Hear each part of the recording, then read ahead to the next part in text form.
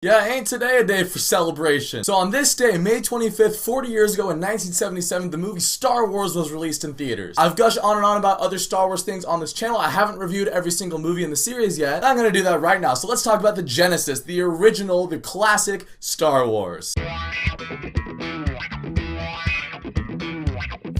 And if you somehow don't know the plot of Star Wars, spoilers are coming, so just be warned. Alright, so Star Wars came out in 1977, and this movie changed the game. It's crazy. I mean, movies would never be the same after Star Wars. You look at all the movies we have now, the Avengers, the Dark Knight, the comic book stuff, even just the big budget action movies, the Terminator movies, Die Hard. Any big blockbuster adventure type movies originated with Star Wars. And Jaws, but mainly Star Wars. So Star Wars starts out with this now famous opening crawl. It's a period of civil war. There's rebel cells striking at the Imperial soldiers. The rebels have just won their first big victory against the Empire. They have the plans to the Empire's big secret weapon, the Death Star, and now Princess Leia is trying to get those plans home to Alderaan, which is really cool. Now, having seen Rogue One, you can kind of look back at this movie and it really adds to the gravity of the situation. I don't even think you need Rogue One. I think this movie's incredible as is, but I do think Rogue One also helps enhance the situation. This movie wastes no time either. The opening shot, it pans down, you see Tatooine down here. Princess Leia's ship, the Tantive 4, is flying over. You're seeing some lasers and whatnot, and you're like, what's pursuing them? And then this just big hulking Star Destroyer comes over the screen, just like, boom, this is the Empire, and it immediately puts the rebels in that underdog situation, so you're rooting for them from like frame one. The plan goes awry, so Princess Leia gives the plans to this little droid named R2-D2 and C-3PO. They go and they launch out of one of those escape pods, crash land on the planet of Tatooine, and now they meet Luke Skywalker. Now Luke, I feel like at times he gets overshadowed. There's a lot of complaints like, oh, Luke is so whiny in this movie. I want to go to Tashi Station to pick up some power converters. Yeah, Luke's a little whiny. He's a teenager. Obviously he's gonna be like that. But for me anyways, he never crosses the line of being unlikable. I mean, there's that great scene after he has dinner with Uncle Owen and Aunt Beru, and they're talking about, Luke's father, and Owen's afraid he's going to turn into his father. But that classic timeless scene where Luke walks out of the large homestead and he's just staring out at the twin suns of Tatooine, and John Williams' Force theme, the binary sunset starts playing. I feel like that scene really puts you in Luke's shoes, because you're like, yeah, this guy's normal, but he's destined, he's looking for something greater. In this whole movie, people always lump Star Wars in the sci-fi genre, and it's absolutely not. Star Wars is 100% a fantasy movie. Even at the 40th anniversary panel this last year, George Lucas was like, yeah, this big franchise started, and guys, this movie is made for 12-year-olds. But I mean, you have a farm boy, you have a pirate, you have a princess, you have an evil galactic empire, gunfights, sword fights, dog fights, all in space. And that's what I love about this movie so much, is it's 100% a fantasy movie, and the characters in this movie are really solid. I already talked a lot about Luke. There's also Han Solo, possibly my favorite character in Star Wars. Han is just the best. He's a smuggler. He's like, I don't care about your rebellion. I'm just in it for the money. I expect to be well paid. One of the first scenes you meet Han, he's already down on his luck. He owes this big gangster Jabba the Hutt a lot of money. He's trying to walk out of a bar, and this bounty hunter Greedo comes up to him. He's like, hey, where are you going, Solo? Come on, sit down. Let's chat. And so they're talking, and Greedo's basically saying like, yeah, I'm gonna kill you. I've been waiting for this for a long time. Han just looks at him and goes, yes, I bet you have. Boom! Blows him away from right under the table. Han walks out, he just flips the bartender a coin like, sorry about the mess. It's an iconic scene if ever there was one. Basically, every other scene in Star Wars is an iconic scene. And the way that Luke sees Han is he meets Obi-Wan Kenobi. Now, Obi-Wan Kenobi used to be a Jedi, and he tells Luke this whole story like, yeah, I was a Jedi Knight, and I was a guardian of peace and justice in the Old Republic, and I was friends with your father, and times were good. And then I had the student named Darth Vader, and he killed your father. And Darth Vader is one of the most iconic characters in movie history, probably the most iconic movie villain in history. What's funny, he's not actually in this movie that much, but they really make his scenes count. Like that first scene when he walks onto Princess Leia's ship and the smoke is clearing around him, immediately you're just like, that is a guy to be feared. Which I feel like pop culture, and especially the prequels, have kind of like diluted the currency of Vader. But you watch him in this movie and really the whole original trilogy, and you're like, yeah, that guy is intimidating. So Obi-Wan and Luke, they go and they meet Han and his partner Chewie, and then they gotta fly and get the plans to Princess Leia and Alderaan. But Alderaan's gone. Why? Because Grand Moff Tarkin blew it up. If you really think about it, Grand Moff Tarkin really is the main villain of this movie, because in this movie we don't have an emperor, and yeah, we have Darth Vader. And Darth Vader, he's really highly ranked and is a really smart tactician, but he's more of the muscle. He's the guy that goes out there on foot. He's pursuing Princess Leia, pursuing Obi-Wan. But Grand Moff Tarkin, he's the general. He's the one that everybody takes orders from. But anyways, Han, Luke, Chewie, Obi-Wan, they board the Death Star, and now they gotta go and rescue the princess, because Princess Leia has been captured. And this whole scene is awesome. You get to see a lot of the banter between Han and Luke, and then they meet Princess Leia, and you get to see a lot of banter between all three of them. Which, yeah, let's talk about Princess Leia for a second. Carrie Fisher plays Princess Leia, and I gotta say this. Before Sarah Connor, before Ripley,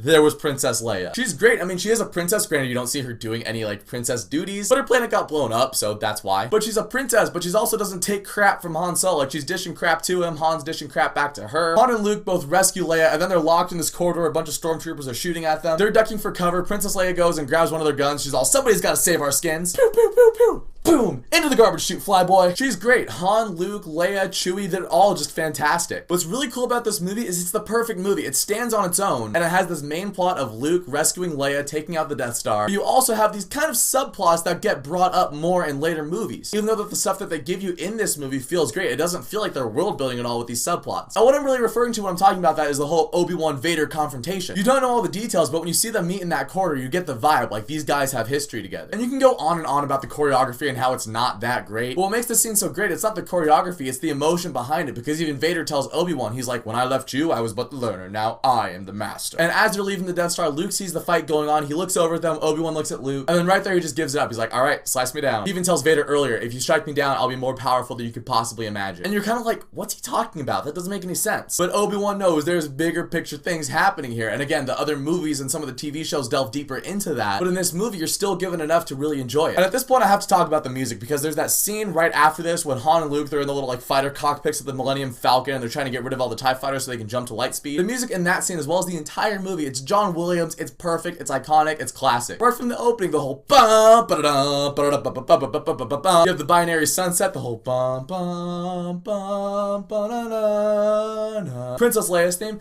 da-na, da-da, and then the scene I was just talking about, bum bum bum bum bum bum bum,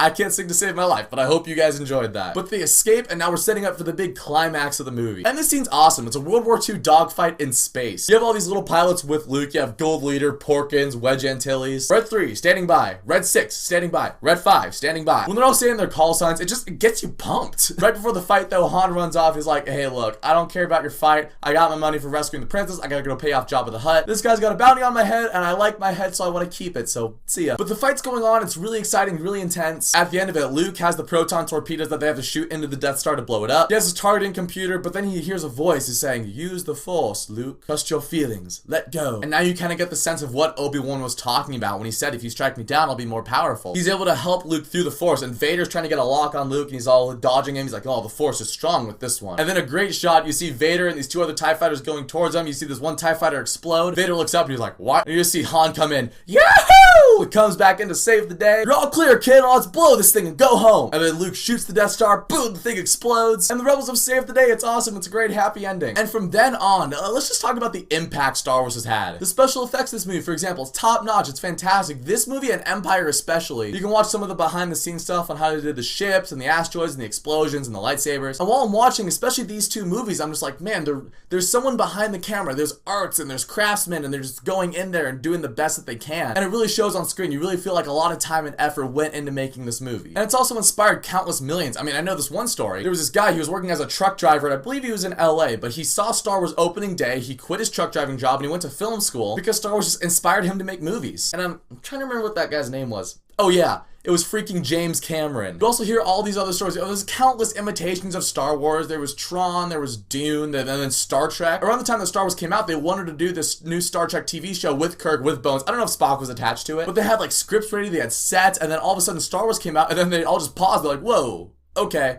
Let's backtrack here. And now we have the Star Trek movies. And I mean, Star Wars for me personally, like I was saying earlier, it makes me really interested in all those special effects. And if you want to talk about the dialogue in the movie, yeah, the dialogue's a little cheesy at times. In fact, is Star Wars a perfect movie? No, I don't think it is. Two issues I do kind of have with it is at the beginning with C-3PO and R2-D2, when they're just walking through the deserts of Tatooine, I feel like that scene goes on a little too long. I mean, if you're watching the movie for the first time, it's okay, but like now it's a little boring. But back then, this movie was so fast-paced that scene was necessary. And then at the end, when they're doing the big Death Star run, the music is really good in that scene, but there's also a space for about probably 2 or 3 minutes, I think, where the music just kind of cuts. It's them talking and there's some ships. I really feel like that kind of takes away from the intensity of it a little bit. But then it ramps up again when Luke shoots the proton torpedoes and it's all good. But like I was saying, Star Wars for me, I don't know if I kind of grew up on Star Wars. I watched the Star Wars movies around the time, like in between episodes 2 and 3 when those were being released. Probably early 2005 is when I started getting into them. I was about 9 at the time. So it wasn't like, yeah, I watched this movie in diapers and it was fantastic. In fact, my first experience with Star Wars was actually the pod racing video game on the Nintendo 64. Do you guys remember remember that. But what I love about it so much is I feel like it's a series that anybody can latch onto. Anybody can relate to Luke or to Han or to Princess Leia, hopefully not too much to Darth Vader. And you got to see it like at the 40th anniversary panel. I wasn't there, but I got to watch it on YouTube. And you see just all these other people and this impact that this movie's had. And I just really love such a uniting thing like that, especially when it's such a good movie. So I don't do grades obviously, but if I did, Star Wars would have like my highest grade. If you haven't seen the movie, I mean, just go watch it. What are you doing? I mean, that's like saying you've never had apple pie before. Just